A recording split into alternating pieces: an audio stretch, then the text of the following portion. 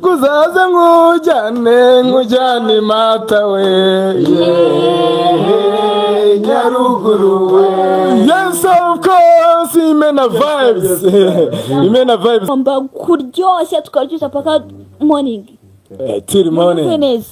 Ziriya njyana nziza ziryoshye kuri zacu. Tugiye kugenera abakunzi ba RasgisekeTvshow. Fab TV. Bivuga nawe wongere. Fab. Bivuge neza twumve. Fab. Jamnani, Shab. Are you ready, my people? I'm ready, bro. Ready. Let's party. Can the last. Yes, of course. Umutima. Bino bintu kubikora buri nk'umuntu wabimukorera nko kuntu yangaye. Engine 70. Ibihumbi 70. Ngana gutya. Ariko urabona umuntu ugeze. N'umusatsi wiwe. Yes, of course. Amwita original. Uyu musatsi wawe uha agaciro kangana gute? Agaciro ko kaba karekare cyane, sinzi yuko ari mu bintu by'amafaranga watwagura byanze bikunze yampenda. Musatsi nyawe. Ahangana n'ibihumbi 700. Umva birenze. Ahubwo ibyo mubara ni bike nanone kurangara.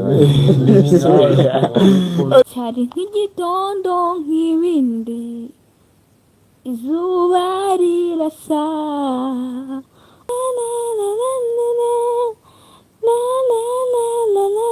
Squatira abana iyo menya kukagera. Nyani mata we Nyaruguru we Nyaruguru we.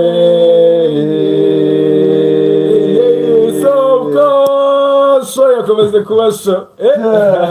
Hera turi ni muri Nyaruguru mu murenge wa Mata. Abari gukurikira live nimutubwire mwebwe mubona abana banyoye amata koko mubona ari abimata. Ukuntu twumva Nyaruguru twumva ko turi abantu kandi turi imfura. Mbese tugira n'abakobwa b'amasugi. Usanga umukobwa afite imyaka 30, 40 ari isugi. Ariko yafasho nicyo kintu nawe uri manzi. n'abasore turabagira bangana gutyo tugasanga ni imanzi. Gain from evidence to realities. Umugore n'umwana imbere cyane. Umugore n'umwana imbere cyane. Abagore baratubyara. Ibyo Bibiliya zanya abakoresha ntagatifu cyangwa se Bibiliya yera. Abarewe ibice 21 murebe umurongo wa 5 murasobanukirwa n'iki ngiki inkomoko yacyo.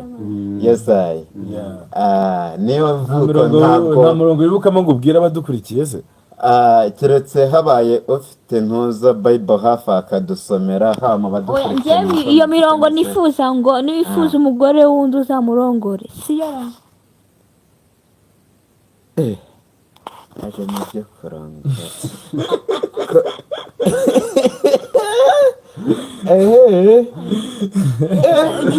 Niyo murongo yanjye ndi iyo haje ibyo kurongora. What the fuck man. Ubise baby umurongo yibuka muri Bibiliya. Bitanumva yewe. Nyawitinya kibaga.